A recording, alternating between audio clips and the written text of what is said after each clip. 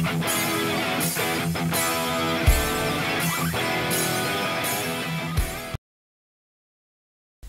semuanya, assalamualaikum warahmatullahi wabarakatuh. Ketemu lagi sama Mas Edwin Service. Kali ini ada laptop Acer ya, Aspire 14Z2 Aspire One. Tapi sebelumnya kita minta sawer dulu ya. Caranya gampang banget, tinggal kalian klik di deskripsi, klik link sawerannya, kemudian kalian isikan semua yang di situ, pilih metode pembayaran, selanjutnya akan dialihkan seperti ini, dan klik lanjut. Dan yang terakhir tinggal bayar. Oke, buat kalian yang sudah nyewer terima kasih banyak. Yang belum nyewer kita tunggu sawerannya dan juga subscribe. Di sini ada laptop Acer 14 ya, Aspire One 14Z2, dan kali ini kita akan upgrade SSD-nya. Kira-kira dia pakai SSD M.2 tipe NVMe atau M-SATA ya. Kita bongkar dulu ini.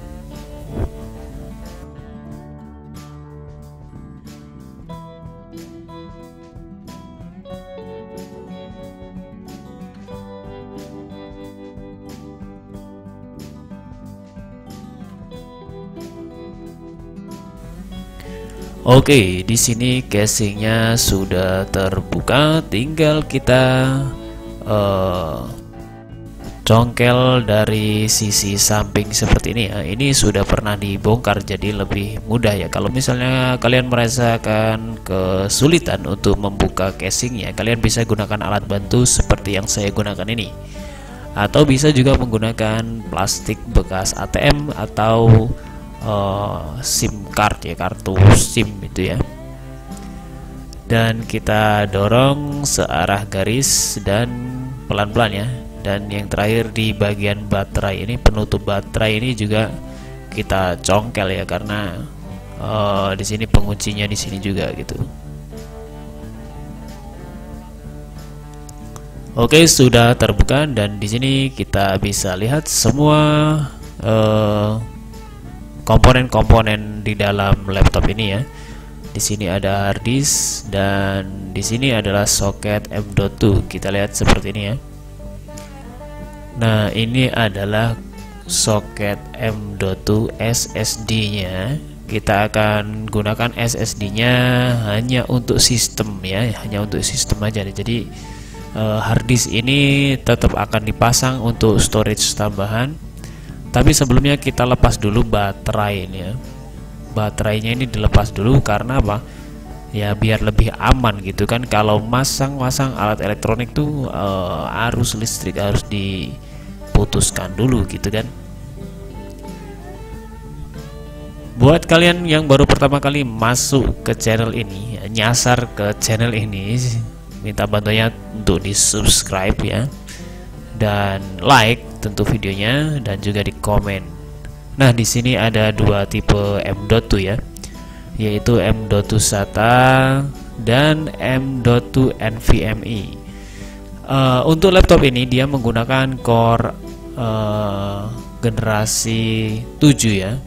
Core generasi 7 itu masih menggunakan SATA M.2 ya. Jadi kalau misalnya kalian masih bingung, kalian bisa cari manual booknya atau di forum-forum di internet banyak ya. Kalau laptop kalian tuh mendukungnya NVMe atau M-SATA gitu ya.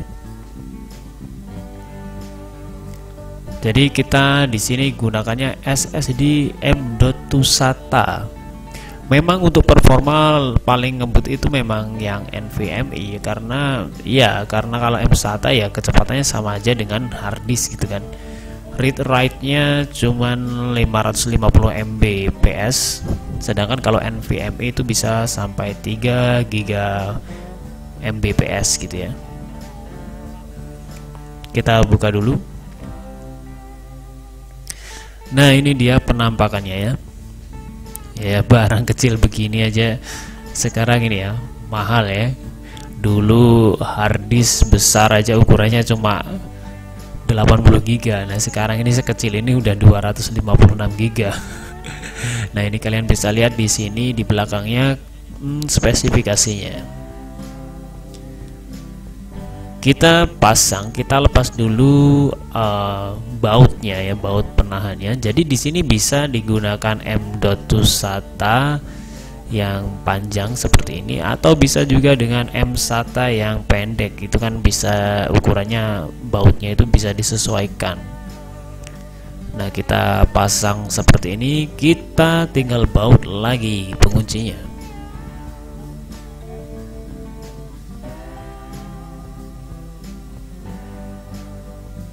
Oke, pastikan dengan tepat ya. Kalau misalnya ini sudah kencang, baterai kita kembalikan dan kita pasang lagi baut baterainya. Dan kita akan setelah ini kita akan lihat di BIOS ya. Di BIOS itu dia terdeteksi atau belum SSD-nya gitu. Kalau sudah terdeteksi, kita langsung akan lakukan penginstalan. Nah, buat info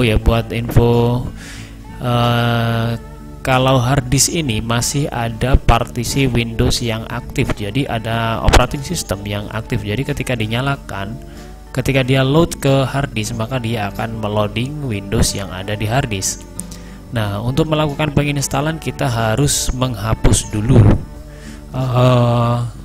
boot manager yang ada di harddisk. Jadi partisi Windows yang di harddisk itu tidak akan di load ya, tidak akan loading ke situ. Nanti kita akan ke SSD, karena kalau misalnya langsung diinstal, nanti dia begitu dinyalakan nanti akan memilih operating system. Nah, kita masuk ke BIOS dengan cara klik tombol F2 kalau laptop Acer ya. Nah, di sini SATA portnya terlihat di situ ya, harddisk, DVD, kemudian SSD sudah terbaca di sini. Nah, buat kalian yang baru pertama kali membuka BIOS, di sini sudah saya siapkan flash disk isinya Windows 10 installer ya. Oke, kita install dengan cara menekan tombol F12. Setelah kita colokkan USB-nya, kita tombol power dan tekan keyboard di tombol F12 untuk masuk ke boot. Priority-nya kita pilih yang di yang di atas itu Windows Boot Manager itu di harddisk ya. Kita pilih yang di flash disk, di UEFI flash disk kalian namanya apa gitu.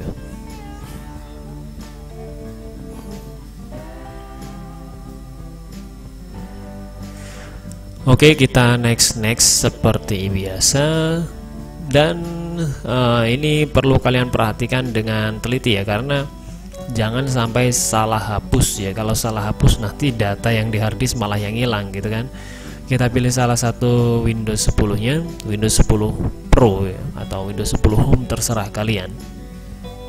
Kemudian kita pilih Advance. Nah, di sini kita akan menghapus partisi recovery yang ukurannya kecil ya, cuma berapa MB gitu. Terus partisi sistem ini adalah boot manajernya. Kemudian MS Reserve, dan ini hapus juga. Nah, yang drive 0 ini semuanya adalah harddisk ya. Drive 0 partisi 1, partisi 2, partisi 3. Partisi 1 ini adalah Windows atau C yang ada di harddisk. Kemudian yang drive 1 ini SSD ya. Ya, kita bagi dua SSD-nya. 256 yang C itu nanti untuk Windows 100 GB aja. Sisanya untuk data gitu ya. Nah, dengan begini partisi Windows yang ada di harddisk tidak akan bisa diambil ya, tidak akan bisa dipanggil, jadi dia nggak aktif lagi, tapi data masih tetap bisa diakses. Nanti setelah data dipindahkan, kalian bisa format partisi Windows yang ada di harddisknya. Kita install Windowsnya di SSD dulu ya, kita format dulu SSD-nya.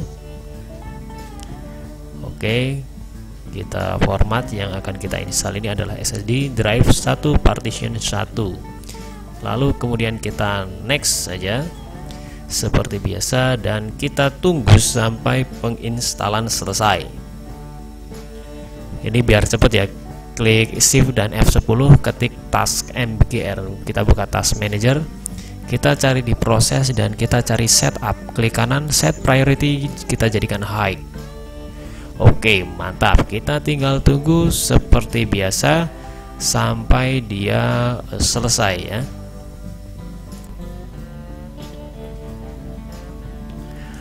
Oke ya, kita tunggu sampai penginstalan selesai. Baik, di sini sudah selesai penginstalannya. Kita akan coba tes kecepatannya bagaimana kalau misalnya setelah di-upgrade menjadi SSD ya.